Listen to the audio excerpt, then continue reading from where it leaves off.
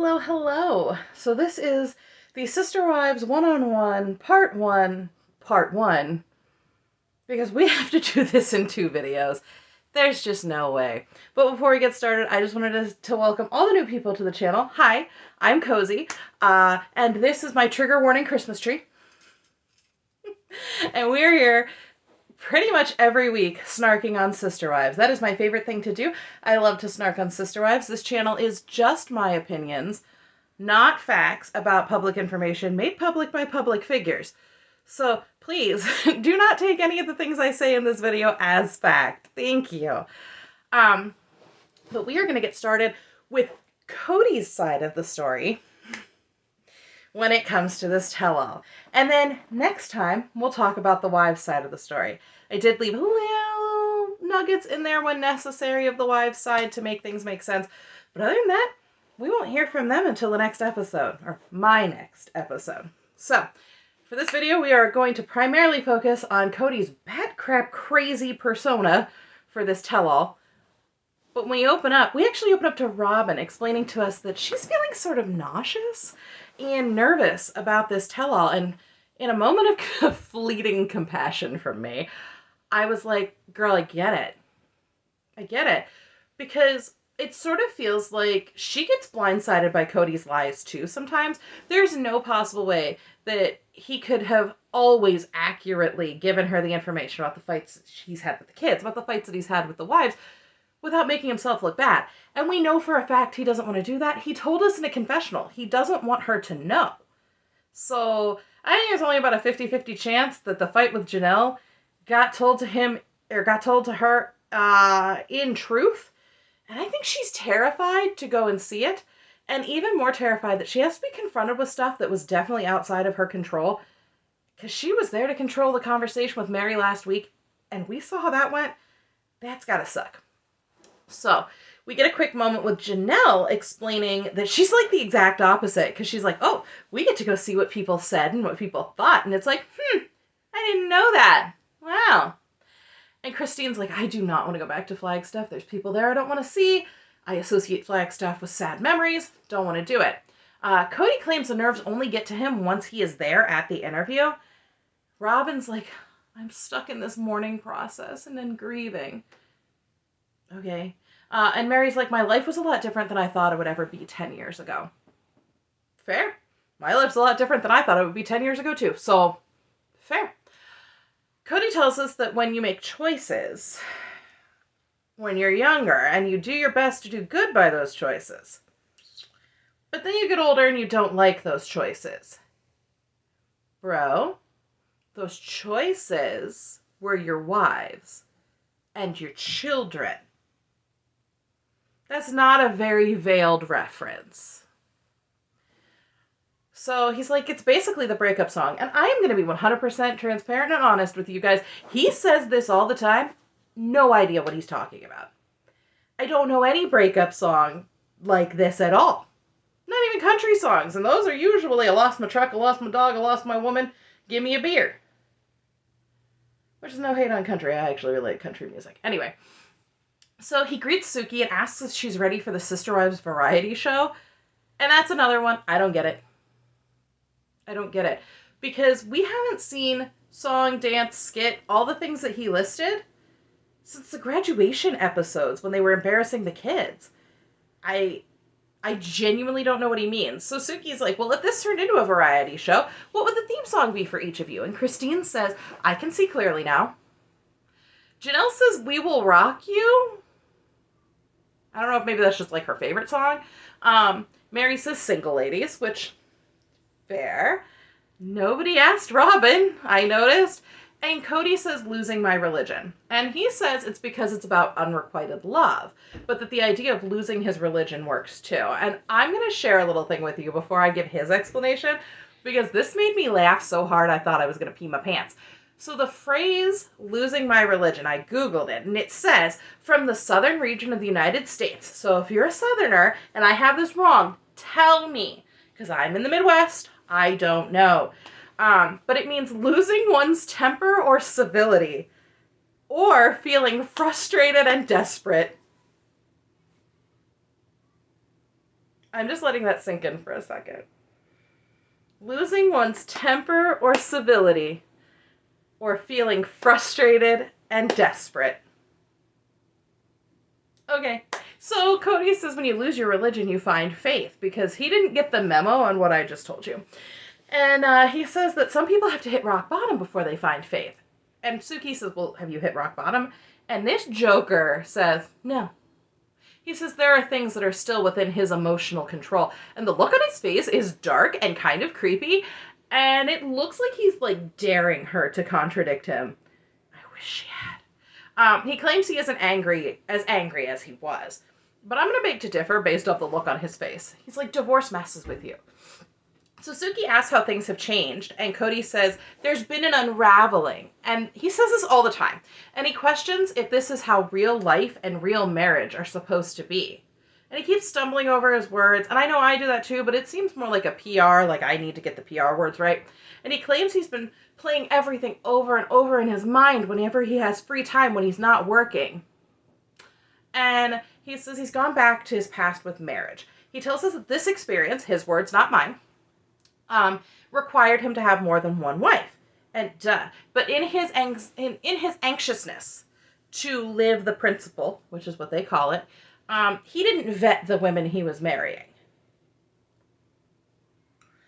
So he says that the blame could only be laid on one thing and one thing only. And this is exactly what he said. If you're going to marry, and you're going to marry for eternity, you should start out in love. And he claims he thought that it was acceptable not to, and he could make up the difference. And he says it isn't about love, but growing a family together, because we're required to love one another. He's like, the gospel requires us to love each other. And y'all, as somebody who believes in the gospel, I genuinely got angry in that moment, because that is not what Christ was calling us to do. That's not it at all. You cannot use the gospel to try to justify terrible behavior. It's just, I'm not perfect. I never claimed to be. That's still frustrating to me. Anyway. He's like, I never really suffered in a fit of passion, which is Kody speak for I never really passionately loved the OG3. So Suki asks if it was different when he when he started with Robyn, and he said, of course it was. I fell in love with her. He said, I was just choosing to be in that covenant. Might I remind you of the words from the very first episode? Now, mind you, they are taken from two contextually different points, but they still fit both here. 1, I like marriage and I'm a repeat offender. And 2, I fell in love, and then I fell in love again, and then I fell in love again. So Kody comes back to tell us that when he met Robyn, there was a safety and a vulnerability he had never had in his life. And he began weeping for joy. And he didn't stop weeping for months. So Suki pushes him just a little bit about being emotionally vulnerable enough to receive Robyn's love. And he said, we can't qualify it like that. Let's just say the two of us had a click, and that no matter how much work I did with the others, there was never a click. He said, I couldn't go to Janelle and be like, you're not being vulnerable with me because I didn't know. And I thought this was about your vulnerability, Kody. So he says it was a struggle because of criticism. Once again, the only person I see struggling with criticism is you, Kody. Which sounds super phony because, yeah. He goes on to claim that with the 3 wives and the kids, it was like a constant civil war and psychic tension. And it is at this point that I'm realizing that Kody just uses words, whether or not they make sense contextually, because if he uses enough words, we'll all forget what the sentence started with, and nobody will question because they can't understand anyway. Kody said he didn't see the problems, but that didn't mean that they weren't there. And then he met Robyn. It was the first time being in love, and that changed the dynamic, and that's nobody's fault, except it is. See, there is fault to go around, because these women joined a covenant with you based off of what you're telling us now is a lie of love. And you never had the stones to tell them the truth. And he said that was a call for us to put more effort into the other relationships. And that became a grind because it was constantly trying to prove your love, prove yourself, doing a dance. And some years were good because the dance was working. And to me, in my opinion, what he really means is some years were good because the emotional manipulation was working really well. And he says that he's talking about the struggles of a relationship where there's no basis of passionate love. So at this point, Suki kind of butts in with Mary and says, 3 other relationships have deteriorated, so is he getting what he wants from Robyn? And Mary's like, I know he's happy, and I know they have a soul connection because Kody talks about it all the time, and that she's glad he has that with her. And Mary thinks everyone should have that, but it's really sad that the rest of them had to fall by the wayside for him to get it, because he has the capacity to love everyone, but he's just not doing it anymore. So Suki asks Kody about Janelle, and he smiles, and he says, I don't know. I don't know where the relationship is at. And he's literally smiling, saying this. And he's like, keep talking about reconciliation, but she doesn't want it. And he actually says, I say I want it, but... And then he says he doesn't like triangulating, which does not fit in with the question that Suki asked him at all, unless he's about to throw the children and or Christine under the bus, which, frankly, it's Kody, so that's more than likely to happen. So he jumps back in and he says when he sits down with Janelle, he doesn't want to talk about the kids because that's gossip. He says that the nature of the family 10 years ago was such that he was running from home to home to home to find out about what was going on with the family, but that wasn't gossip because they were a family. And now he spent 2 years seeing Christine and Janelle talk about him without him. You mean like you did to Mary when you said that you didn't consider yourself married to her, she could marry another and get no quarrel from you? Or when she found out at the tell-all that that's what you said about her, because you certainly didn't say it to her face. Oh, I forgot. It can't be about what you said. You said that last week. It has to be about where we're at. Well, where we're at right now, Kody, is you making up silly stories to justify silly things because... Bucko, you are a family. There is enough shared DNA going around this family bush. It is going to take a long time to disentangle it. Just saying. So, don't worry, buddy. They're talking about you, and what they're talking about is how you don't check in on them, and you don't ask about them. You played yourself good there, Skippy. And then we get into another donkey circle of Kody purposefully trying to obfuscate. And Jude says, they're trash-talking me because I'm guilty, and yes, I am, of not loving them. Suki says, whoa, are you admitting you didn't love them? And he's like, no. I got so angry I withheld. And she presses, so you're guilty of not working on it, of withholding. And he's like, no. I was guilty of not being in love with them. And this is what I'm talking about when I say Kody just talks until you forget the beginning of the sentence. I honestly think that Robyn is not as dumb as we've all thought she was, this character she plays on TV. I think 95% of the time she just doesn't know what Cody's saying because he talks and talks until he's exhausted and runs out of words. So Kody tries to excuse himself by saying that he married on a promise much different from romantic love. He's trying to say that what I said previously about the blame, not having the stones to tell them the truth, he's trying to say I'm wrong. Got it. No. And that's not the story you sold us originally either. You told us that there was no coercion for marriage in your church. And we aren't stupid. And most of us knew that what we were being shown was very unlikely to be the entire picture. But Jude, you make yourself look terrible when you say to us, I've been lying to you for years, and debunk lie after lie after lie after lie. Because either you were lying then or you're lying now, and none of that makes you look good, Kody. He claims he's in a place now where he'd like to be in romantic love with Janelle, but they have stuff they have to work on. And too bad, so sad, she does not want that with you. He says Christine was always in a place where she wanted romantic love with him, implying that he never wanted it with her. And then we have to watch the Janelle fight, almost in full, so picture in picture. Mary's angry. Janelle looks like she's about to laugh at him. Kody looks angry still, and every time Janelle says something that is true, he looks down. He will not look at the screen. Robyn refuses to look at it at all, and Christine is watching and raises an eyebrow when Janelle drops the F you heard around the world. And Suki says it's difficult to watch, and has to be one of the worst fights he's ever had with Janelle, and he's like, And then he gets kind of defensive, and he's like, yeah, we've had a couple like that. calm yourself, old man. Suki asks if he was surprised how heated it got, and he's like, I was triggered by the Christmas tree. And so she pushes and she's like, I'm sorry, what? And she's like, Janelle said she was taking it when she was going to a family get-together, and it triggered me. And I'm like, you were invited to that. An event you were invited and refused to go to and refused to let Robyn and her children go to. So Kody finally takes credit for something, and it's escalating in the fight, and he seems really proud of that. And then he's like, they're trash talking again.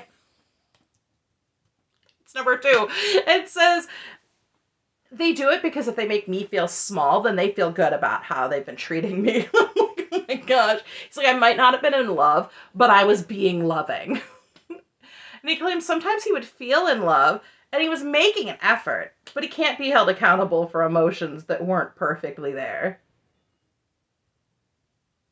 Okay, you can't hold him for accountable. The only thing he's accountable for is escalating the fight that he's proud he escalated.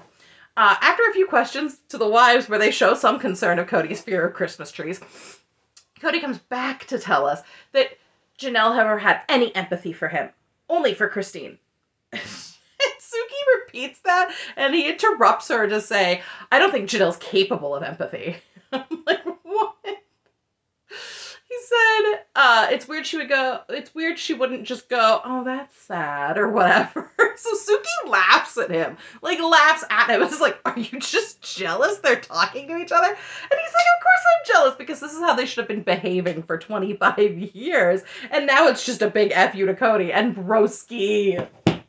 Number 1, they're your wives, not your children. You don't dictate how they behave. Number 2, we have seen them have a decent relationship over the course of the show. We have seen them grow in a deeper relationship by their own choices. And number 3, not everything is about you. No one is being friends with anyone just to get your goat. So, Suki says that Christine told her that Kody was getting a taste of what it's like to be a sister wife, and he's like, sure, reverse the tables. He said he'd never said it wasn't an unfair lifestyle. Double negative. He never said it was a fair lifestyle. Actually, never said it wasn't an unfair. Okay, triple negative. Fine. But they got to choose their husband, and they chose him. Dude, that doesn't make you look good. That's not the gain you think of, like, see, they just make bad choices. But honey, you were the bad choice. That's a you problem. Anyway, he says there were other things that happened to unravel his and Janelle's relationship, but he can't tell Suki what they are. I'm guessing because he probably doesn't actually know. So Suki's like, so is it just because you felt that Janelle picked sides and you wrote her off? And he's like, I didn't write her off, I just didn't feel the same devotion. And Suki looks confused because this dude basically just said, I didn't write her off, I wrote her off, but he doesn't have enough stones to say it with his whole chest, so. Then he tries to throw Janelle under the bus for not rushing to his aid when he had COVID because Janelle was on vacation with Christine. Okay. So Suki says in that moment, you just couldn't get over it talking about the fights more. And he's like, no. She kind of pushes him on, why didn't you just say, I want to see my kids for the holidays. I'll show up. Can I come? And he has to deflect. And he's like, because they were blaming Robyn. He says the kids are estranged. And Janelle keeps saying, Robyn's like this broken dove Kody has to protect. And then Kody says, this time with his whole chest, he has no fear to say it this time, from all the a-holes, yes. Way to call your kids names. Okay. And he says he feels like they've all been a-holes to him and Robyn, but he just puts up with it. And he says he doesn't want them separating, to use his hands. Him and his favorite wife, my words, not his. But she won't feel welcome with that part of the family. I'm sorry, do you mean like the entire family? And the kids won't want to be around the other kids. Also untrue. Then says there's a lot of bullying in the family. And yes, we just saw a show of it right there. So Suki asks Kody if why he stormed out, and he's like, I was just done. He stumbles on trying to find a PR and Robyn-approved way to say that I hate Janelle in that moment. And finally settles on, I'm so angry. I can't live like this. I can't be betrayed like this. And he goes back to this whole, I'm the head of the household shtick, and asks himself if it's worth the effort. And he says that he and Janelle both value their relationship so little that no, they don't need to put the relationship in. He does accuse her of valuing her relationship with Christine more, which, yeah. And he says, in that moment, I never wanted to talk to her again. And she asks about his feelings when she says, don't you walk away, and then drops the F you heard around the world. And he doesn't answer. He just kind of makes noises. And now we're going to get to the part. I'm sorry. That's all I'm going to say. And first, we have to watch them go to that lunch. The lunch they had 2 months after that fight. And when he asked Janelle for a hug, in the picture-in-picture, he's like, that's a high expectation, and rolls his eyes. And it was a high expectation, because she had already pretty much said she was done with you. She had broken up with you. But he's going to latch onto the part where she said she misses him in her bed. And I am so, so sorry. Because he's going to go on this tirade about how Janelle only wanted him for his body. And he's really holding on to this whole pecs and abs comment that he made. He is like quintupling down on how hot he thinks he is. And Janelle in the stupid clip said, buddy, you're missing out because that's not what this is about. He's like, Janelle never dove into my humanity. You told us that she was your best friend. She was one of the guys. She was your bro. So he calls himself the pool boy, and that he felt like a piece of meat. And Suki presses him, and he's like, I don't know about your relationship. You guys don't talk about this. Did you guys just have great physical intimacy? And he just makes noises at that point. And that's where it ends. And I genuinely hope we can drop this topic entirely, except that I know that we can't because I also saw the preview. I will keep all of that as brief as I possibly can because no one wants to talk about it. So I did start making a list of all the reasons Kody says they trash talked him, like guilty of not loving them and making Kody seem small to seem better. And in the preview when he said that Christine has to trash talk him or David's going to leave her, basically. I cannot wait to see David. I'm excited. I would like to see this. But that's really all we have. For those of you who didn't see my short, on January 7th and 14th, we got the announcement, I believe it was Entertainment Tonight, that let us all know that we are getting a 2-part special of Christine's wedding. I will be covering that for sure, for sure, for sure. Do not worry. I will be doing the part 2 to this, where it is all the wives' perspective. I will have that go up tomorrow. And then on Thursday, I am seeing my eye doctor specialist, my eye care specialist, which is sort of a hint. Because a couple of people have asked, why did you have a lumbar puncture? What's going on? I want to know.